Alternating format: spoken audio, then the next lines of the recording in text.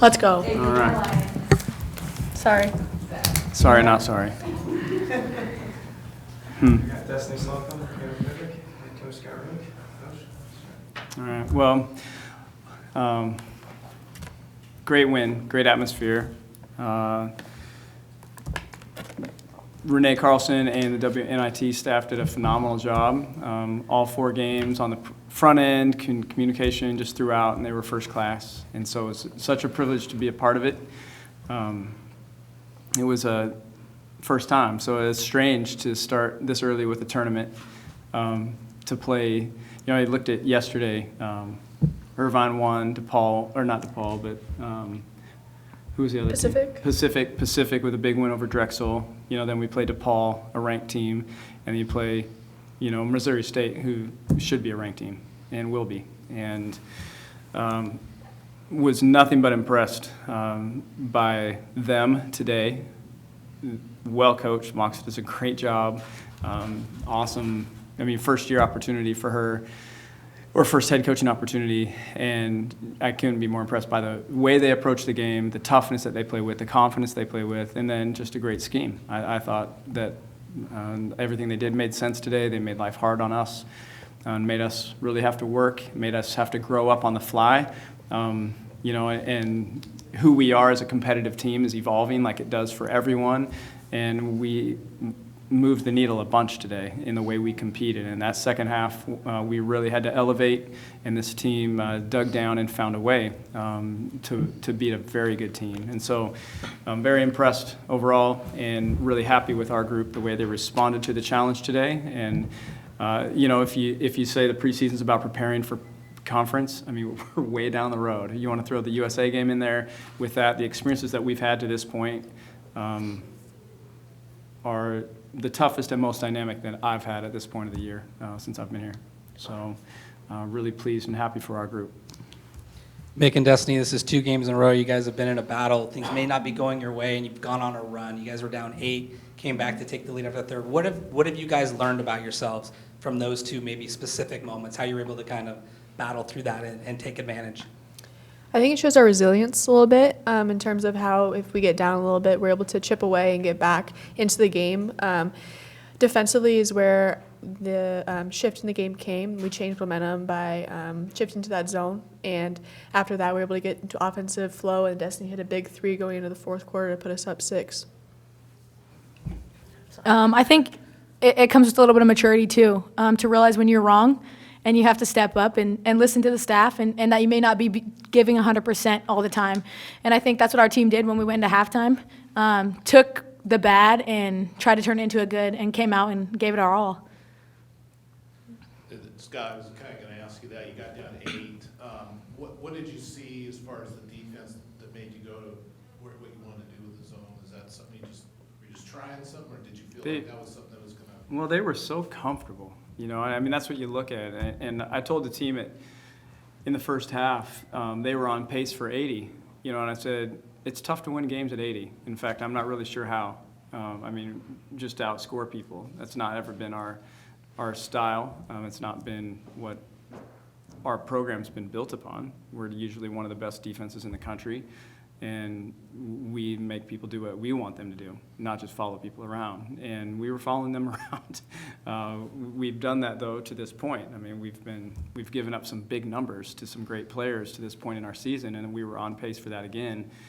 And so, you know, we've got some room to grow, no question, on that end of the floor. And our, you know, they exploited our youth on the inside as well, let alone their guards going. And so something had to change. And so it's a gamble against this team. It was a gamble to go zone. And I don't love our zone yet.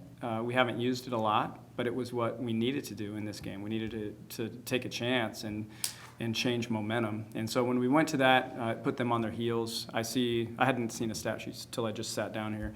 And so they scored 10 points in the third quarter. I think they scored 10 points in the first 2 minutes of the third quarter. So that means they didn't score for a long time. That's all that says. And we held them to 26%. I think if I'm reading that right. You know, in that third quarter, 27% in the third quarter. So the zone changed everything, and then the zone got better, I thought, as the game went on. They executed well late against it, but was the catalyst. And so when you get stops, basketball gets really easy on the other end. We got into a great rhythm offensively. That ball started to move, and when we're at our best, we're making you miss most of your shots, and we're running it at you and moving the ball at a pace where you can't catch up to it. And that's what happened. Then the three started falling. The end of the third quarter was awesome. Mick to Destiny, like Mick just mentioned, was a huge shot. Jazz hit a huge shot during that stretch, and then, man, how nice was it to see Kat get going? The place just erupted when that first three in the first half went down, and I thought our execution was as good as it's been to this point. We had very few plays where that we didn't execute correctly, and so that's what you'd expect, I guess, in November as you go. But the zone was, the difference. Destiny, Scott mentioned that run you had. You hit that three-pointer at the end. You didn't play that much in the first half. I think there was some foul trouble, but could you talk a little bit about what you were trying to do in igniting that team? Because I think you had 11 or 13 of your points in the third quarter. I think just come off, and we talked in the locker room, as I said, about coming out stronger, and so we talked about that going out into the third quarter. There's not much I can say. Just get out there, play our offense, do what we need to do, be efficient, try not to foul. Lead them where we want to go. And so that was really just my mindset of just get everyone going, and my teammates found me for some really nice shots. Scott, you've been saying for weeks now that this schedule is better than people think, and we found out today that one of the teams that didn't realize was Missouri State. What is this schedule doing for your team, do you feel like? Mm-hmm. It's unique. Everybody on our schedule that we've played to this point has picked to win their conference or finish in the top three. And that means they're just a lot of confident teams. They have different styles of play. Irvine had a unique style, and then we go into Pacific, who was gritty and tough and played. They had a scorer that was a non-traditional post. We hadn't seen a post player like that. She puts 30 on us. Then DePaul, there's not many styles like that you're going to see, but it gets you ready for pressure. Like we ended today's game running the press break we used against DePaul. And so all I had to say was DePaul press break, and so because if we don't have that game, we don't have that yet, and so you're just looking for experiences that are unique and different as this whole thing comes together. And so we not only have seen unique styles, we've seen teams that are excellent and coached very well, a lot like our conference. And so I'm pleased with it. And I know from an RPI standpoint, those wins yesterday by those teams were huge for us. We need our opponents to keep winning, of course. And so a couple upsets yesterday, according to some ratings anyway, is encouraging. So Missouri State's going to win a lot of games this year.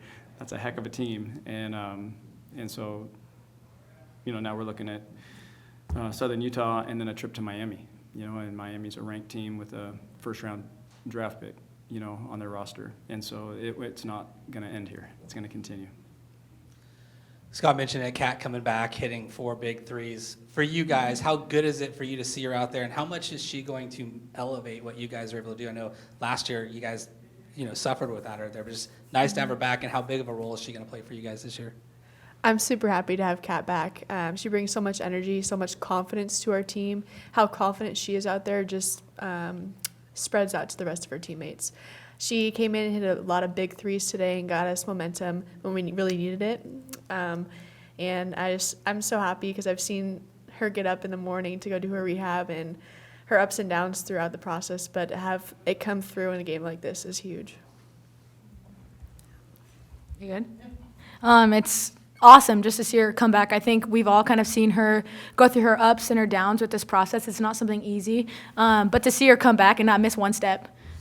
She's been awesome in practice since she's been back. She's been awesome in every game, and I'm excited to see where this takes her. She's done a great job just fighting this and coming out stronger on the other side.